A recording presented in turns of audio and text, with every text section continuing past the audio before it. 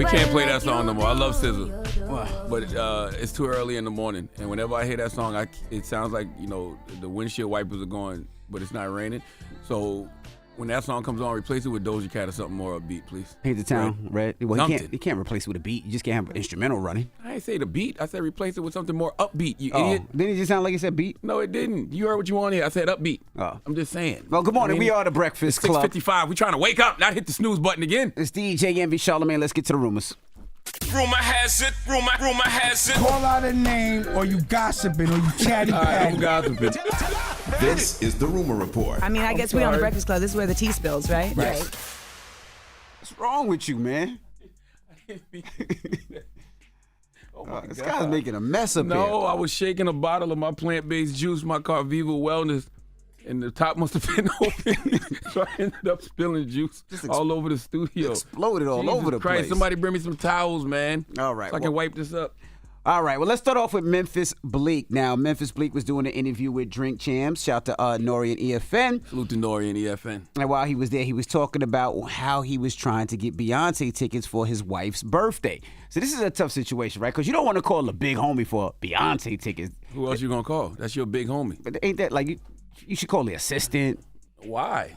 Somebody else that worked there. I mean, he did say, you can call Jay for Beyonce tickets. Well, that's exactly what he did. For me to get Beyonce tickets was a problem. My wife hit me like, yo, she in Philly on my birthday. I'm like, all right, cool. What that got to do with me? You try to send me in there for the war, baby? Like, so, all right, it, it's wifey. I got to hold it down. So I hit all the top dogs, all the bosses. They don't work for Ivy Park. They'd be like, I don't work for Ivy Park. No, they ain't even say none of that. All of them said, yo, Bleak, what you bugging? You got to hit Jay. Right, so I'm like, I tried not to, but now I got to hit you. I got to. I tried to go around and save it, but now this message got to go to you. Like, it. Yo, big homie, I need some tickets for the show. It's wifey B-Day. Trying to turn me the ticket guy now? Here's the thing that we don't understand. What's that? Memphis Bleek and Jay-Z are homies. Correct. Forever. Yes. So Bleek said he tried to hit everybody else because he don't want to go direct to his homie. And they was like, Bleek, you got to hit Jay. You think that they're not going to tell just anybody to hit Jay. They know Bleek has that direct line of communication to Jay. That's why they told him to do that. And he did it, and he got his tickets. That's still an odd one, though. Why is that odd? That's not odd when that's your homie. I know, but you ain't want to call him asking for some tickets. He didn't. He called everybody else first. I know, and they still. said, Bleek, you need to call Jay. They only said that because it's Bleek. They know Bleek has that kind of relationship with Hove that he can do that. And guess what? He got his tickets. So what are y'all talking about? Dropping the clues bombs for Bleek. Okay? I respect the fact that Bleek didn't want to bother him in the beginning. That's the last person I said, all right, well, I guess I got to hit big homie. The fact that everybody's looking at him like, why are you calling us? Jay, your guy. Call Jay. If I need tickets, I'm going to call Bleek because I know Bleek going to call Hove. Yep, and Bleek going to send you directly to voicemail, as he should. Now, Monique, she calls out CBS to fairly compensate her and her Countess Vaughn for their time on the Parker. She's saying that she didn't get paid the money that she deserved. Countess Vaughn and I did a show called The Parkers. The Parkers has now been on air for 24 years, and they're trying to convince us through our ownership of the show that we made absolutely no money. And it's baffling, being that when you have a conversation with the executive producers, and they allude to the fact that the show in its entirety, 5 years, was made for under $70 million. It went out of production in 2004, but by 2009, we see profit participation statements that show the program made over $700 million, but yet was in a close to $1 billion, if not $1 billion deficit. So what we're asking you, CBS, is can you treat these two black women fairly? I mean, open up the books.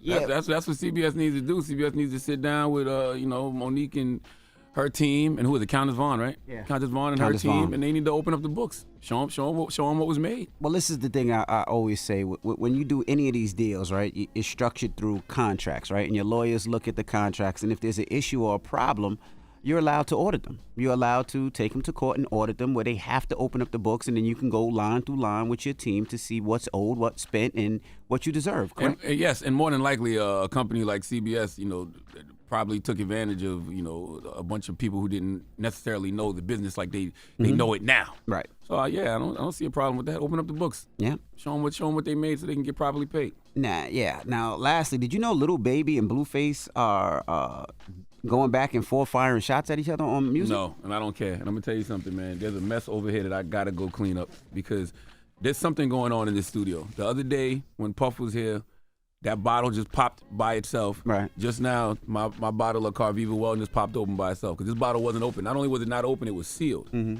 And for whatever reason, it busted open, and it's juice all over there that I need to, go clean up because nobody else is gonna do it. Well, before you hear that, let's listen to Blueface. I don't care. Going at Lil Baby. That's my way of saying I don't care. How you better screw me? Group full of groupies. Lil Baby thought he knew me. How you let another grown man fill up on your booty? Couldn't be me, boy. I am not a hoochie.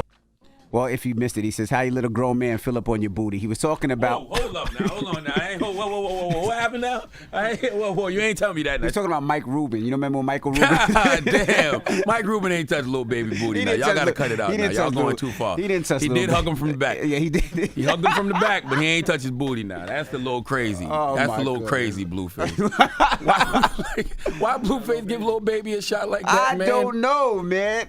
All right, but let's say Lil Baby response.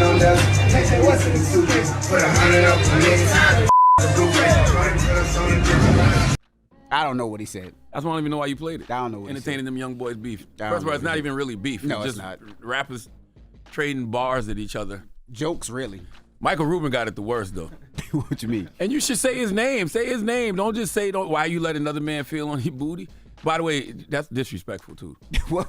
Yes. Because ain't nobody was feeling No, on it wasn't. Nobody booty, was feeling on his booty, man. The only thing that could have made that worth if you'd have did a freestyle to R. Kelly's feeling on your booty. See, you go too far. All right, and that is your rumor report. Now, when we come back, we got front page news with Teslin Figaro and Taraji P. Henson. They'll be joining us.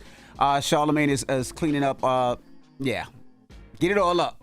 Yep, wipe it up. First of all, wipe it up. Let me tell y'all something else about life, right? What?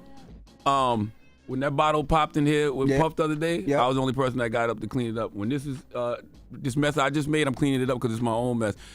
That's the difference between me and a lot of other people. What? I don't have a problem getting my hands dirty because back in the day when I was an intern, if I saw something like that, I'd have came running in to clean it up. I just want to throw that out there for all the people in here still trying to make it. Okay? I just want to throw that out there for all the people in here still trying to make it, okay? All right. All right. Well, front page news when we come back. Charlamagne's on his knees cleaning it up. It's The Breakfast Club. Good morning. Wake that ass up. Early in the morning. The Breakfast Club.